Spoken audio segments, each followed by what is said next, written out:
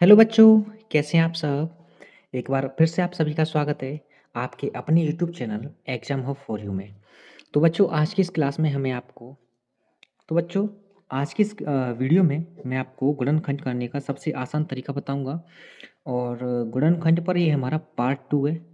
Part 1 मैंने पहले ही करा दिया है। अगर आपने पार्ट 1 नहीं देखा है तो जाकर उस वीडियो को देख लेना, आपको बहुत कुछ सीखने को मिलेगा। तो आइए बच्चों शुरू करते हैं। देखिए पहला सवाल है, हमें x square plus x minus के 20 का हमें गुणनखंड करना है।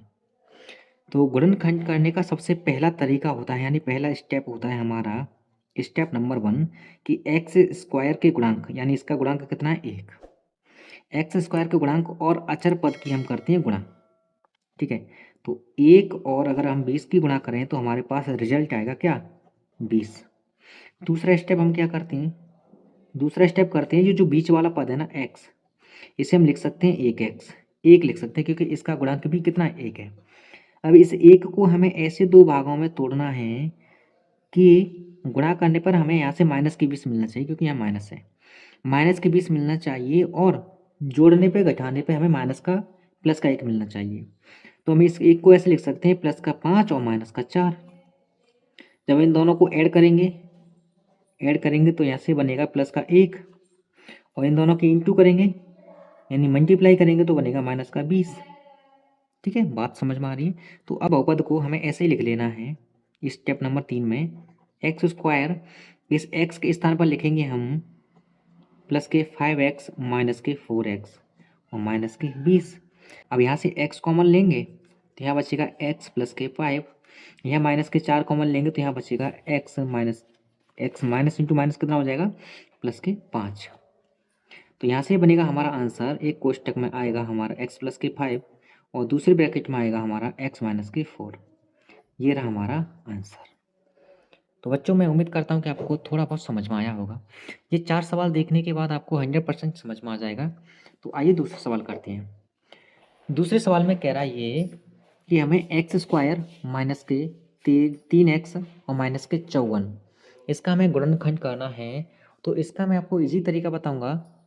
तो सबसे पहले हमें क्या करना है कि एक्स स्क्वायर के गुणांक, जिसका गुणांक कितना 1, और अचर पद कितना है 54, इन दोनों की अगर हम गुणा करें तो 1 इंटू माइनस के 54 की अगर हम गुणा करें तो रिजल्ट आएगा हमारे पास माइनस के 54। अब आप दूसरे स्टेप में क्या करोगे, इस जो माइनस का 3 है ना, हमें माइनस का 3 लेना है ना कि एक्स। अगर हम माइनस का 3 ले लें तो माइनस के 3 को दो भागों में ऐसे तोड़ो कि घटाने पर हमें माइनस का 3 मिल जाए और जोड़ने गुणा करने पर हमें माइनस के 54 मिल जाए। तो इसे हम लिख सकते हैं माइनस के 9 और प्लस के 6। अगर हम इन दोनों को जोड़ें तो माइनस के 3 मिलेगा और गुणा करेंगे तो माइनस के 54 मिलेगा। करेक्ट है? तो आज इसे ऐसे लिखेंगे हम, एक्स स्क्वायर माइनस के 9x प्लस के 6x और माइनस के 54। ओके, इसमें से हम अब क्या करेंगे, x को हम बाहर रखेंगे यानी कॉमन लेंगे। तो यहाँ बचेगा 1x माइनस के 9 प्लस के, यहाँ से हम लेंगे 6x कॉमन क्यों ले रहे हैं, क्योंकि x दोनों जगह नहीं है ना, x दोनों जगह नहीं है, यहाँ तो x दोनों जगह पर था इसलिए x कॉमन लिया। यहाँ पर हम 6 का भाग लगाए 54 में तो 9 बार जाएगा यानी 6 कॉमन ले जाएगा। तो यहाँ बचेगा x माइनस के 9। अब दोनों ब्रैकेट में x माइनस 9 हो रहा है तो यहाँ लिखेंगे x माइनस के 9 और दूसरे ब्रैकेट में आएगा x प्लस के 6। ये रहा इसका आंसर। मैं उम्मीद करता हूँ प्यारे बच्चों आपको समझ में आया होगा। आइए ये सवाल और आखिरी का सवाल बहुत इंपॉर्टेंट सवाल है, इन दोनों को ध्यान से जरूर देखना। देखो ये सवाल तो बहुत ज़्यादा इंपॉर्टेंट है, इसका हमें गुणनखंड करना है।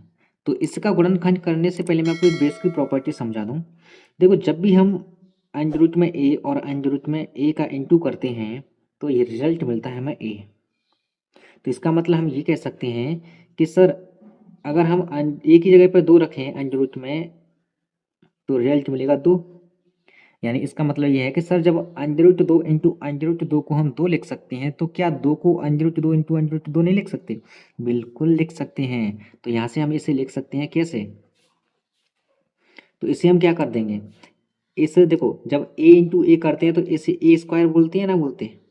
तो हम इसे ए माने तो इसका भी स्क्वायर करना पड़ेगा, यानी हम इसे लिख सकते हैं अंडर रूट 2 का वर्ग।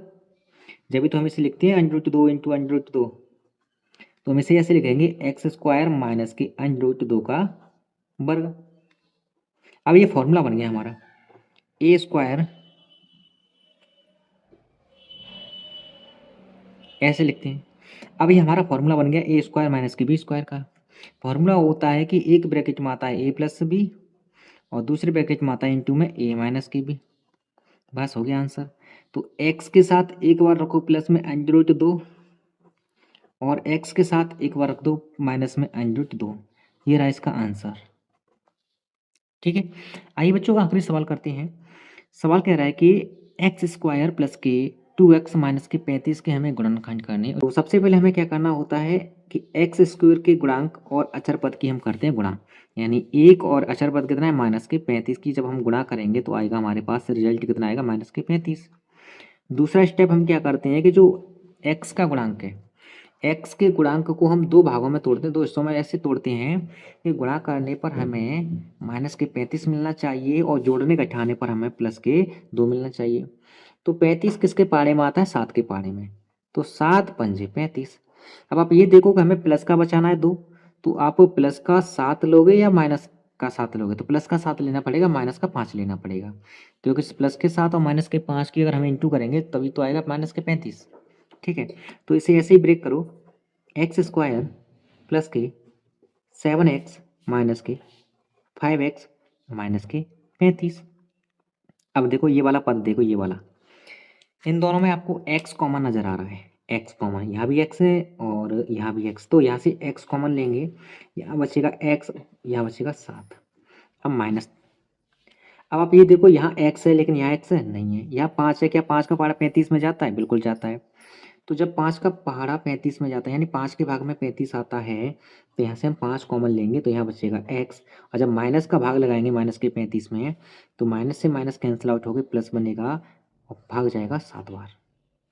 तो अब दोनों ब्रैकेट में हो गया x प्लस के 7, तो दूसरी ब्रैकेट में आएगा x माइनस के 5। ये रहा इसका फाइनल आंसर। तो मैं उम्मीद करता हूँ बच्चों आपको ये गुणनखंड करना समझ में आ गया होगा, आप सीख गए होंगे। अगर अब भी आपका कोई भी डाउट बचता है तो आप कमेंट में ज़रूर बताना। और बच्चों आप कमेंट में एक फॉर्मूले का आंसर ज़रूर बताना, a प्लस बी का होल वर्ग क्या होता है, इसका आंसर आप कमेंट में ज़रूर बताना। तो चलिए मिलते हैं प्यारे बच्चों ऐसे ही शानदार क्लास में। जब तक के लिए अपनी पढ़ाई करते रहना और अपना ध्यान रखना, अच्छे से पढ़ना, खूब मेहनत करना। Thank you.